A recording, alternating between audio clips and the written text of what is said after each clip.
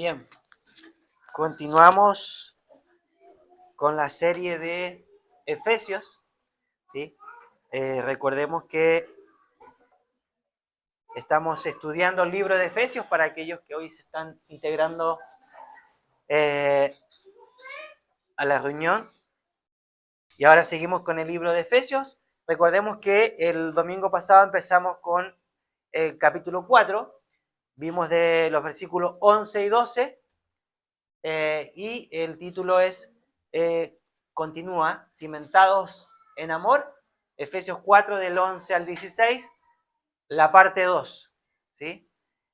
Porque el domingo vimos solamente la 1, vimos 2 versículos solamente el domingo, y hoy pretendemos terminar del versículo 13 al versículo 16 con respecto a lo que Pablo estaba hablando. Se acuerda de los dones y que Dios instituyó dones, y vimos los dones que había establecido la iglesia.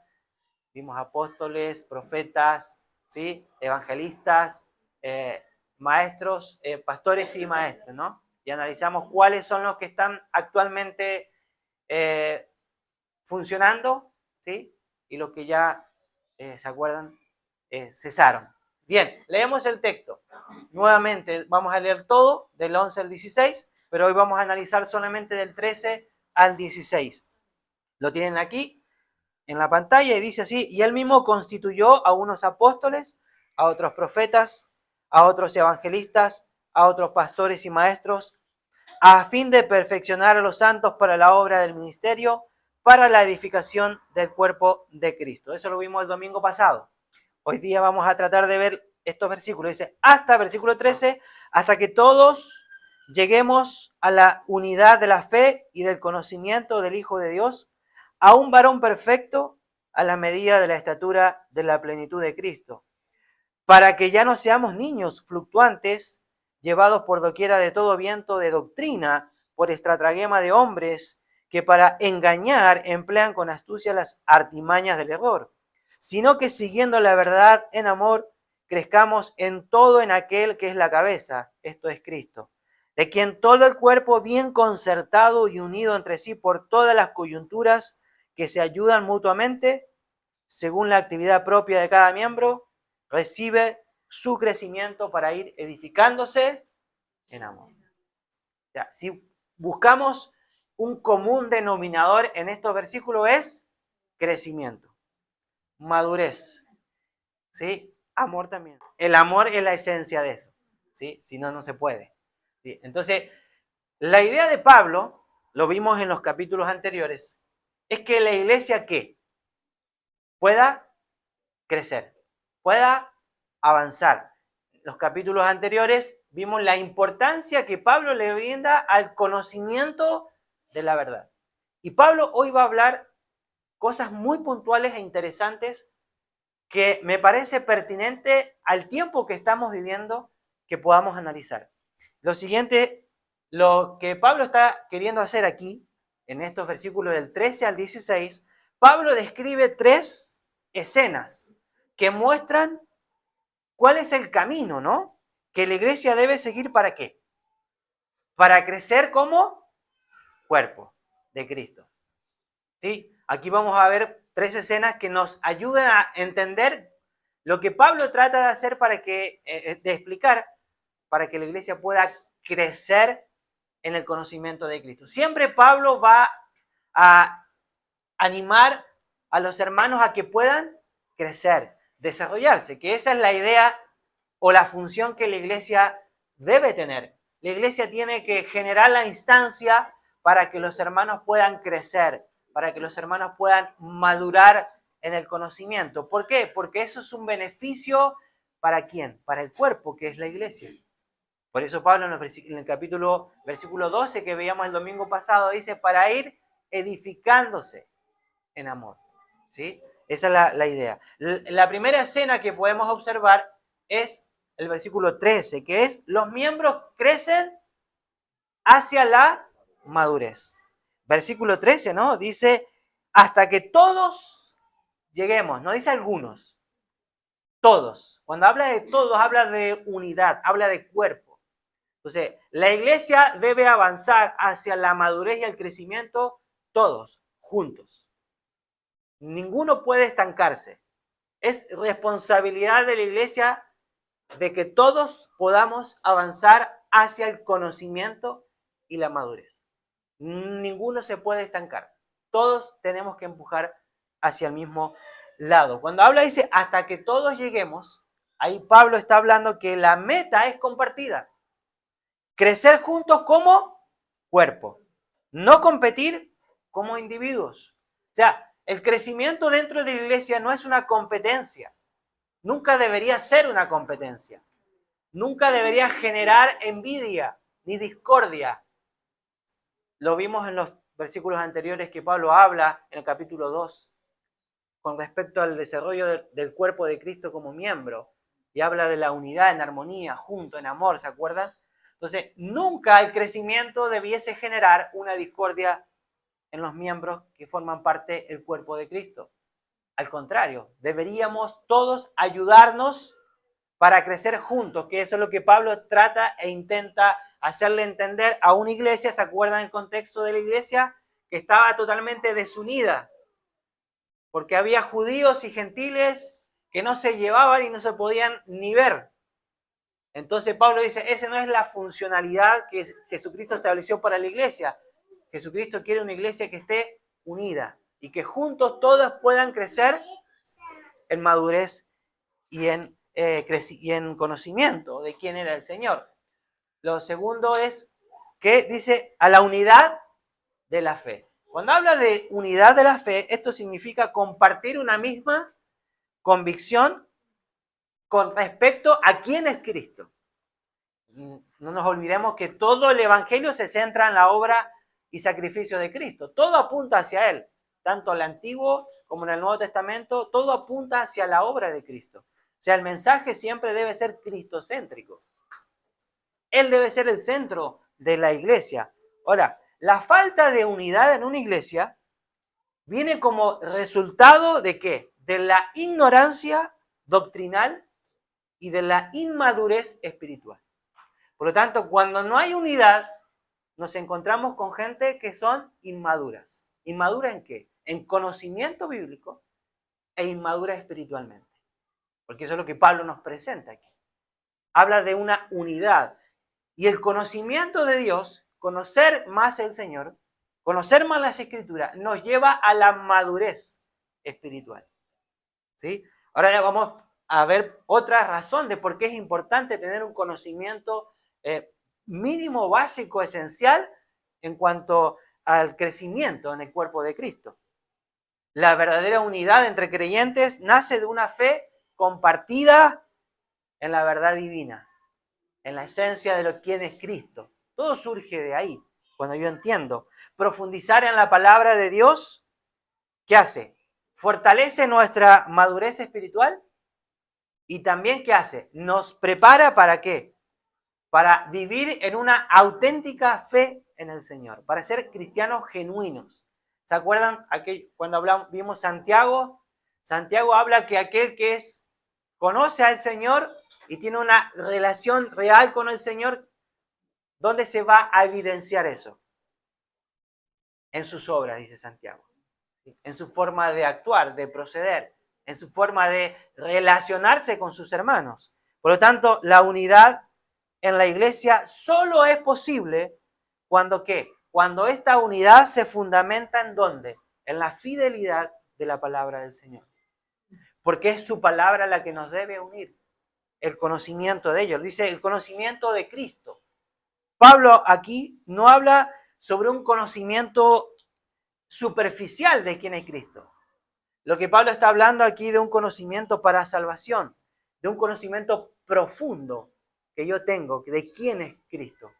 ¿Qué hizo Él por mí? De ese conocimiento de Él. ¿Cómo conozco al Señor? Lo conozco cada vez más a través del estudio de su palabra. Yo conozco más del Señor cuando su palabra es analizada, cuando es estudiada y es meditada en mi vida, y cuando la entiendo trato de ponerla en práctica, por obra, como dice Santiago. Eso me lleva a conocer más a Dios. Cuando alguien quiere conocer a otra persona, normalmente tiene que pasar más tiempo, ¿no? Con esa persona para conocerle. Ya conoce su lado bueno, pero también conoce su lado malo, sus mañas, ¿no? ¿Sí? Pero que por lo que lo conoce porque pasó tiempo. Ahora, cuando yo pretendo conocer más a Dios, necesito conocerlo, pasar tiempo más en su palabra. Porque si hay algo que el Señor dejó establecido para que lo conozcamos, es su palabra. Es como una carta que Él nos dejó, ¿no? Ahí está todo lo que necesitamos, conocer al Señor. Ahora, dice, a un varón perfecto. Aquí cuando habla de varón, ¿no? Habla de ambos géneros, no se refiere solamente al hombre. En el griego la palabra es antropostelos, que significa una persona madura, completa, una persona que está desarrollada, ¿no? Cuando habla de una madurez espiritual, dice a la medida de la estatura de la plenitud de Cristo. A medida que vamos creciendo, ¿no? En comunión con el Señor, a un conocimiento cada vez más profundo de Él, entramos en un proceso de santificación, ¿no? Que ese proceso, ¿quién lo desarrolla y quién lo hace en el corazón del hombre? Es el Espíritu Santo. Y eso no va, ¿qué va haciendo en el corazón o en la vida de la persona? Eso va moldeando nuestro ser cada vez más a la imagen de Cristo. ¿Sí? Pablo dice, ¿no? Y sufro, dice Pablo, dolores de parto, hasta que Cristo sea formado en ustedes. El conocer más de Cristo, el profundizar en su palabra, me lleva a mí en un proceso de santificación donde Dios me comienza a transformar a la luz de su palabra. Y eso me lleva a mí a parecerme más a la imagen de Cristo. No sé si se logra entender este proceso. Ahora, el llamado de la iglesia es guiar a hombres y mujeres hacia una madurez que ¿qué? Que reflejen ¿a quién? A Cristo. A través de su palabra y a través de sus acciones. Esa es la responsabilidad de la iglesia. Que los hermanos puedan crecer hacia una madurez. Y que esa madurez lleve a sus hijos a evidenciarlo. ¿Dónde? En el contexto donde uno se mueve. A través de sus acciones, de su palabra, a través de su integridad en cómo se mueve en esta sociedad, ¿no? Que está totalmente lejos del Señor. Nosotros evidenciamos nuestra madurez en nuestra forma de expresarnos, de conducirnos en la vida, de cómo nos movemos dentro de esta sociedad. La gente nos ve, ¿sí? La gente nos ve en cómo nosotros nos movemos, aunque a veces no nos damos cuenta, pero hay siempre alguien nos está observando, siempre alguien nos está mirando. Entonces tenemos que tener cuidado cómo nos conducimos. Nuestra forma de conducirnos en la vida tiene que ser reflejar a Cristo en nuestra forma de ser. Y esto, ser transformado conforme a la imagen de Cristo, ¿qué implica? Implica que amar a Dios como mandamiento principal, ¿no? Ese es el primer mandamiento. ¿Cuál es el primer mandamiento? Le preguntó uno al Señor. Amarás al Señor tu Dios con todo tu corazón, ¿no? Es el primer mandamiento. Debemos amar a Dios y también debemos rendir cada aspecto de nuestra vida bajo su señorío. Porque recordemos que cuando Pablo se presenta al principio en el capítulo 1, ¿cómo se presenta? Pablo, siervo y apóstol de Jesucristo. Se presenta como un siervo. Y habíamos analizado y estudiado lo que implicaba ser siervo para Pablo. Una renuncia y entrega total a los planes y propósitos que Dios tenía para él, pero por voluntad propia. Fue una decisión voluntaria. Ahora, esta entrega al Señor, ¿qué abarca? Abarca que nosotros debemos amar a nuestro prójimo. Eso nos lleva a nosotros a tener una actitud más de humildad, de bondad, de tener armonía entre nosotros, más allá de las diferencias, que también lo hablamos en el capítulo 3, esto también. Requiere que entregar, rendir mi orgullo, rendir, ¿no? mi egocentrismo, ¿no? Querer imponer lo que yo quiero. Ahora, la madurez espiritual, ¿qué pasa? No es un logro individual, sino una meta compartida por toda la iglesia. La iglesia juntos tiene que crecer en esta madurez. es difícil que pueda crecer de manera independiente y autónoma en el cuerpo de Cristo, porque así no funciona. De hecho, Pablo pone el ejemplo del cuerpo. Todo el cuerpo se desarrolla. Habla de unidad, ¿sí? Por lo tanto, todos tenemos que crecer y ayudarnos mutuamente en esto. La plenitud de Cristo en nuestra vida se refleja ¿cuándo? Cuando cada hermano y cada creyente aporta su parte dentro del cuerpo de Cristo de acuerdo a los dones, ¿se acuerdan? Que Dios estableció y repartió a sus miembros. La madurez también se refleja en la firmeza frente a las enseñanzas equivocadas. Estas enseñanzas erróneas, ¿no? La madurez y el conocimiento del Señor nos lleva a nosotros también a ¿qué? A distinguir la verdad del error. ¿Sí? Es lo que Pablo enseña aquí. Y esto nos va a llevar a la segunda imagen, que es la iglesia alimenta y protege a ¿quiénes? A sus miembros. Es fundamental esto que podamos entender. Y el versículo 14 habla, ¿no es cierto? Dice, para que ya no seamos niños fluctuantes. Habla de una doctrina sana, ¿sí? Cuando habla de niños ahí, ¿sí? Pablo usa la imagen de niños para describir a qué. A creyentes como inmaduros, vulnerables, fácilmente influenciables y víctimas fáciles de las maniobras de los maestros del error. El conocimiento del Señor, el profundizar en su palabra, nos guarda de ser inmaduros espiritualmente y nos guarda de ser, ¿no es cierto? Como dice aquí, engañados como niños sin tener un conocimiento. El no conocer y el no tener un conocimiento profundo de las Escrituras nos vuelve vulnerables, hermanos, a falsas doctrinas y enseñanzas. Por eso es importante el estudiar y que todos podamos avanzar. Aquí dice el texto, llevados por doquiera de todo viento de doctrina. O sea, ¿esto qué es? Representa enseñanzas erróneas, modas teológicas, ideologías cambiantes. ¿Cuántos falsos maestros andan dando vuelta por ahí? Muchos. ¿Y cuánta gente cae en lazo de estos falsos maestros? Muchas. ¿Por qué cae la gente?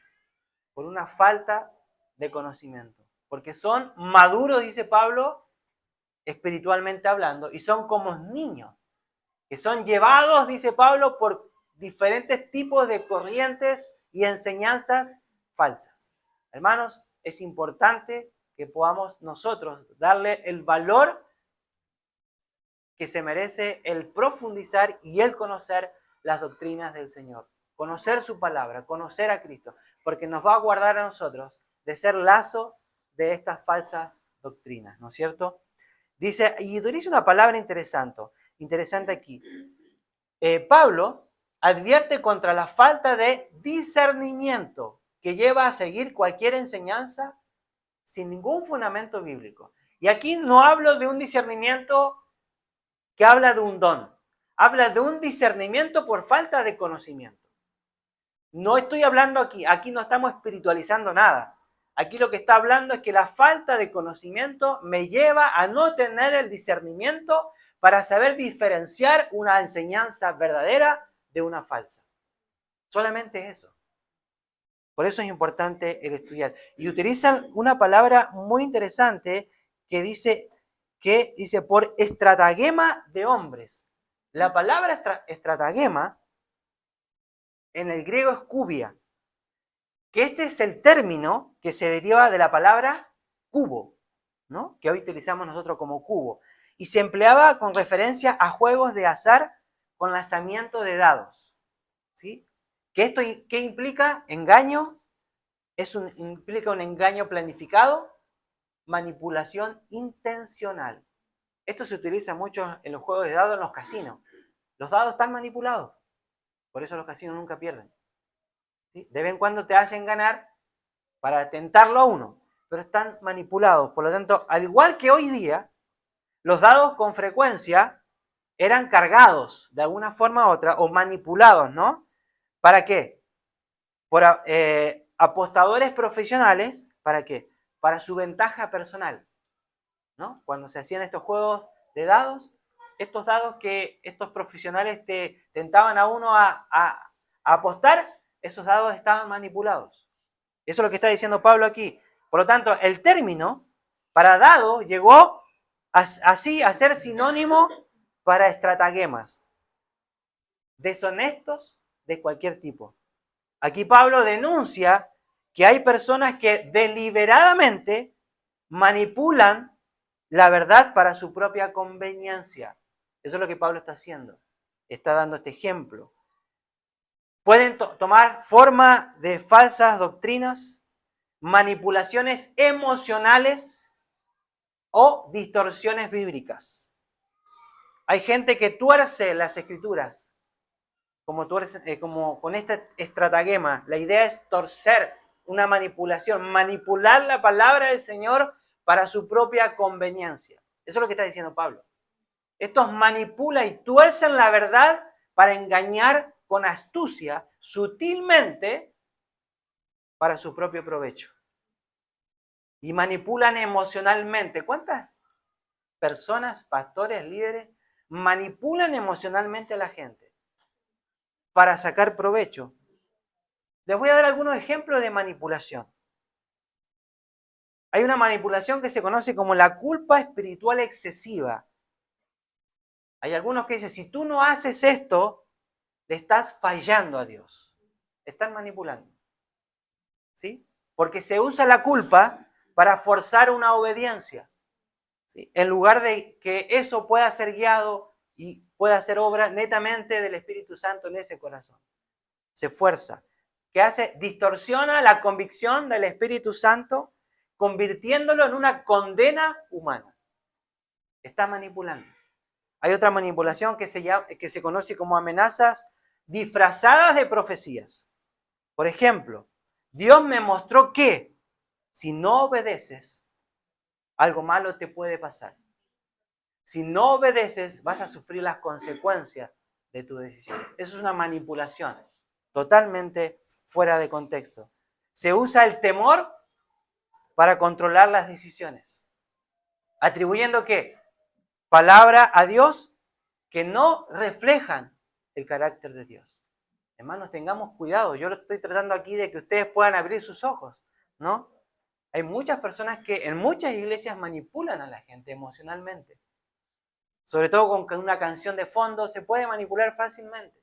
Entonces Pablo está hablando de estos manipuladores que tuercen las escrituras, que de alguna u otra manera están tratando de sacar provecho para su propia conveniencia y beneficio. Hay otra manipulación que se conoce como la exclusión emocional. ¿Qué quiere decir? Si realmente fueras espiritual, estarías sirviendo en este ministerio, ¿no? Se manipula el deseo de pertenencia para imponer roles o tareas. No sé si se entiende. El amor se condiciona ¿a qué? Al rendimiento. O sea, se condiciona a lo que haces y no es así. Tengamos cuidado. Hay otra manipulación que habla de comparaciones destructivas. Ustedes se preguntarán, sí, hay gente que hace eso. Hay pastores, líderes, ministros que hacen eso. La comparación destructiva dice, mira cómo fulano o mengano sirve con pasión al Señor. Tú deberías hacer lo mismo como Él lo hace. Es una manipulación. Se usa la comparación para generar inseguridad o competencia.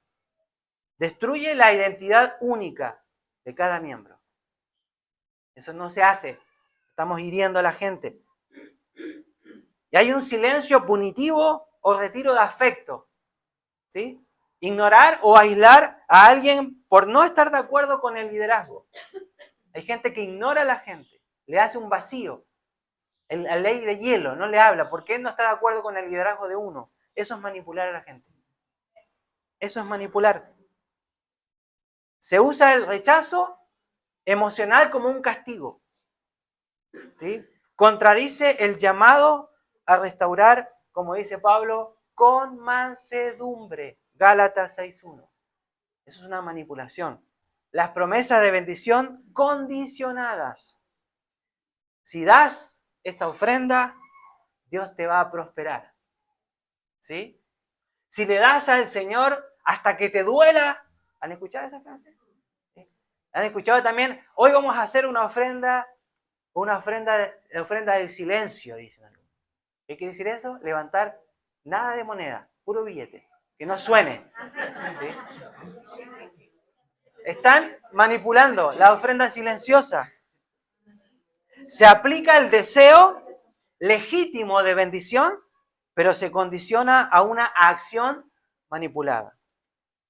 Desvía la fe hacia fórmulas humanas. Esas son manipulaciones que la gente hace. Y después dice astucia. Ustedes se darán cuenta de las palabras que Pablo utiliza para poder describir a estos falsos maestros, a esta gente que daña a personas, que engañan, que estafan. Porque Pablo habla de una estafa.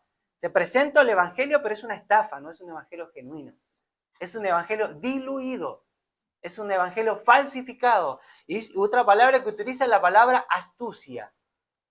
La palabra astucia es panorurgia, que es una manera de describir cómo se disfraza el engaño de manera intencionada con una apariencia de verdad. Entonces, hay gente que lamentablemente se aprovecha de la necesidad y de la fe de las personas, que manipulan de manera tan sofisticada, pero con una astucia tan impresionante, que Pablo habla, y de hecho Juan también habla, que demuestran apariencia, dice, de piedad. Y el no conocer, el ser inmaduro, nos puede llevar a esto, a ser engañado, a ser víctima, ¿no? Fácil, presa fácil de estas personas que tuercen las escrituras. Artimañas también habla de metodoia. Tiene que ver con intenciones planeadas, sutiles y sistemáticos de hacer caer en el error. Ustedes se dan cuenta de todas las palabras que Pablo utiliza para ir describiendo a estos que ya había en ese tiempo. Por lo tanto, no hay nada nuevo bajo el sol. ¿Sí? Lo que Pablo está tratando de explicar hoy día lo tenemos aquí, ¿sí? De otra manera, un poquito más modernizado, pero utilizan las mismas artimañas, utilizan las mismas engaños para aprovecharse de la gente y poder sacar provecho para su propio beneficio, porque todo se centra en ellos. Ese es el tema. ¿Qué hace Pablo? Pablo llama a estar, ¿qué? Alerta ante estas enseñanzas que parecen piadosas, pero distorsionan el evangelio. Hermanos, nosotros somos como iglesia, una de las funciones de la iglesia es ser columna y baluarte, como dice, de la verdad. ¿Sí? Pablo le dice a Timoteo, Timoteo, procura con diligencia presentarte ante Dios como obrero aprobado. ¿Que qué? Que usa bien la palabra de verdad. Es importante esto, hermanos, poder crecer. Por eso la iglesia necesita crecer en conocimiento, en aprender más del Señor. Y todos avanzamos juntos, para que ninguno pueda ser víctima de estos falsos profetas y maestros. La idea es que los maestros del error son muy ágiles, son muy sutiles en los métodos que utilizan ¿para qué? Para disfrazar una doctrina mala y para engañar a aquellos que están desprevenidos. ¿Sí? Los creyentes que aún no han crecido espiritualmente carecen de una base sólida en la palabra y son fácilmente influenciados por interpretaciones falsas y doctrinas engañosas. Por eso, al no estar arraigados, cimentados, ¿no?, en el conocimiento sólido de la palabra de Dios, ¿qué hace? Se tornan estas personas inestables, dejándose influenciar por el sensacionalismo predominante del momento y siendo arrastrados por cualquier doctrina nueva que parece atractiva ante los ojos. ¿Sí? Debido a que no están anclados con firmeza a la verdad, están sujetos a toda clase de verdad falsificada, ya sea de tipo humana, sectaria, pagana o inclusive demoníaca. Por eso es importante esto. En la actualidad, como dice ahí, muchos han presentado un evangelio de fe fácil, sin un compromiso real, y muchos pastores han enseñado un mensaje casi carente de contenido. Prácticamente lo que la gente quiere escuchar y lo que la gente quiere oír. Que Dios te va a bendecir sin que tú te comprometas a entregarle tu vida a Él. Que Dios te va a prosperar si tú le vas a dar. Siembra y Dios te da el 100 por 1. Eso no es bíblico, hermano. Y encontramos falsas doctrinas que desvían el evangelio de la verdad. Una de estas falsas doctrinas que yo lo he hablado varias veces en mi predicación y lo voy a volver a nombrar es el evangelio de la prosperidad. Es una falsa doctrina. ¿Qué hace? Enseña que la fe garantiza ¿qué? Riqueza, salud y éxito material. Y distorsiona totalmente la cruz y el sufrimiento de Cristo. Lo distorsiona.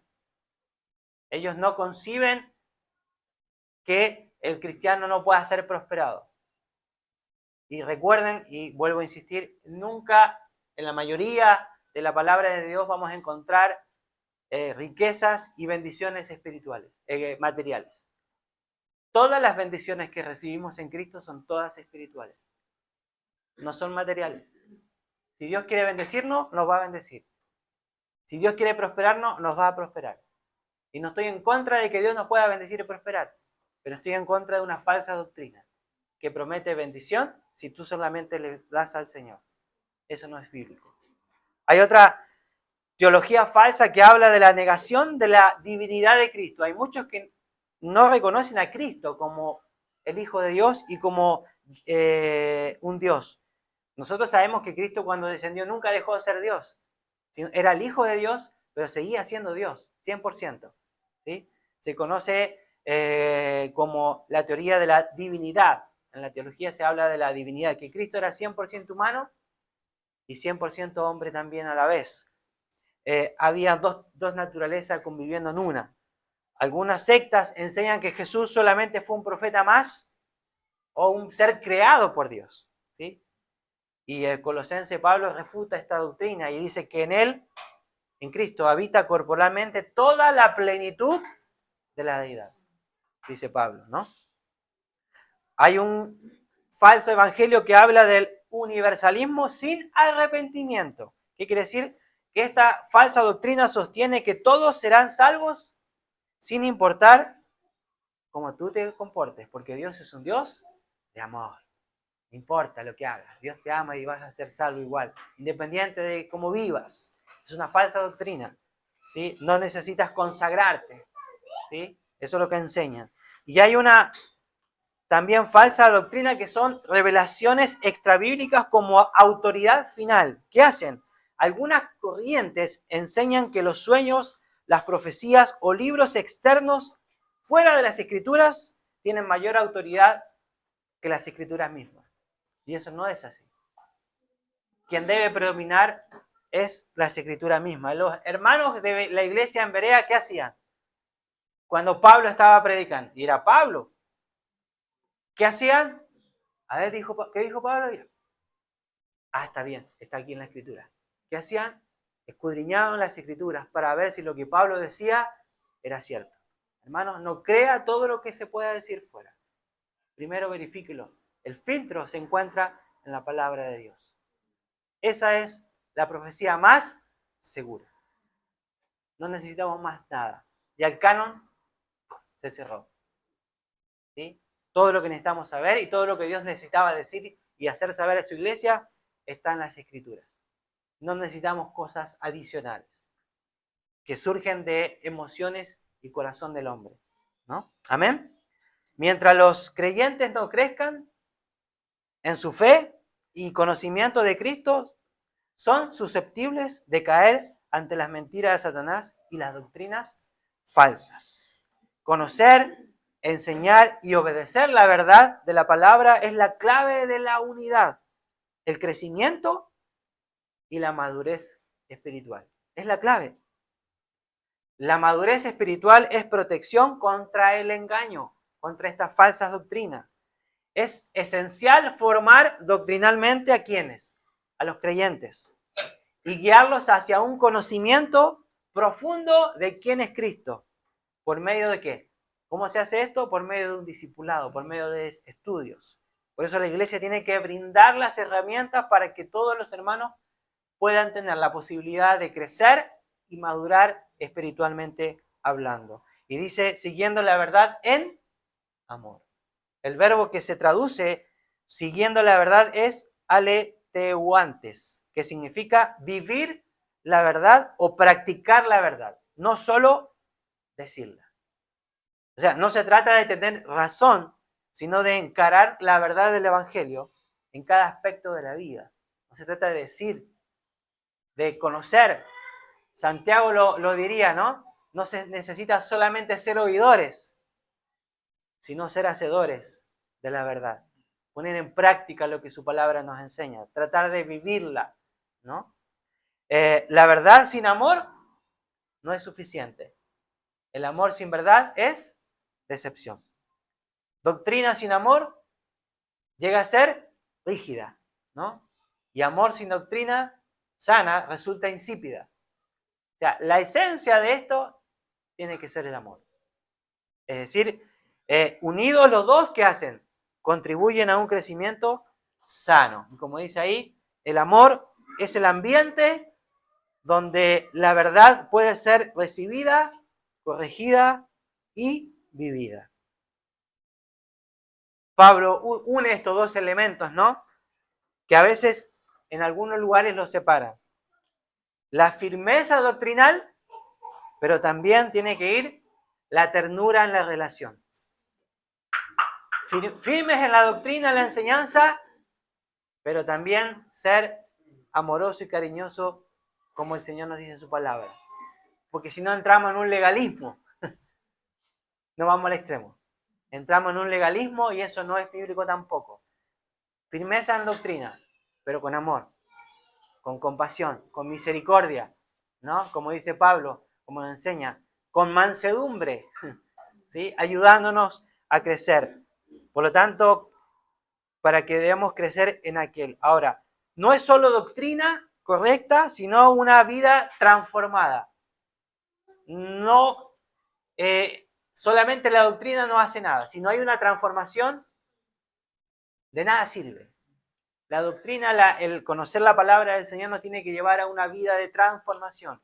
Tiene que la vida ir cambiando y siendo transformada. No es solo afecto emocional, sino un compromiso con la verdad. ¿Sí? No solo emoción, no, está todo bien, sí, Dios te ama, sí, no. Firme con la enseñanza. Dios tiene que cambiar, Dios tiene que transformar, pero con amor. Y no es solo corrección, sino que una edificación mutua. Debemos edificarnos. Y esto nos lleva a la última imagen, y ahí con esto termino, que es el versículo 16, que son los miembros aprenden a edificarse juntos. Dice, ¿de quién todo el cuerpo, dice el texto? Todo el cuerpo, ¿cómo? Bien concertado y unido entre sí. Concertado y unido describe la unidad de una fuerte construcción. Cada una de sus partes está amarrada con hierro y fundida en concreto para que el edificio sea una sola pieza. Es decir, concertado y unido habla de una edificación firme, estable, que no tiene grietas, no tiene por dónde destruirse. Concertado sugiere una organización armoniosa, como un cuerpo bien ensamblado, ¿sí? Es decir, no hay piezas sueltas, ni tampoco sobrantes, ¿sí? Cada miembro tiene un lugar y tiene una función específica. Ninguno está de más, ni ninguno está de menos. Todos somos importantes y todos tenemos un rol y una función dentro de este cuerpo que es la iglesia. El vocablo coyunturas se toma de la fisiología, ¿sí? Se refiere al punto de contacto donde se une dos miembros del cuerpo humano. Por ejemplo, la articulación del brazo con el hombro. Estas coyunturas, ¿qué hacen? Unen las partes del cuerpo, ¿no? Los miembros están ligados a través de los ligamentos y están unidos, ¿no? Entonces, cuando Pablo habla de coyuntura, habla de que cada miembro es una parte dentro del cuerpo que une a todo el cuerpo entero. Es como un ligamento. ¿Qué quiere decir? Habla de unidad, habla de compañerismo, habla de trabajar juntos, habla de crecer juntos, habla de un desarrollo en común y todos hacia un mismo lado, con un mismo propósito.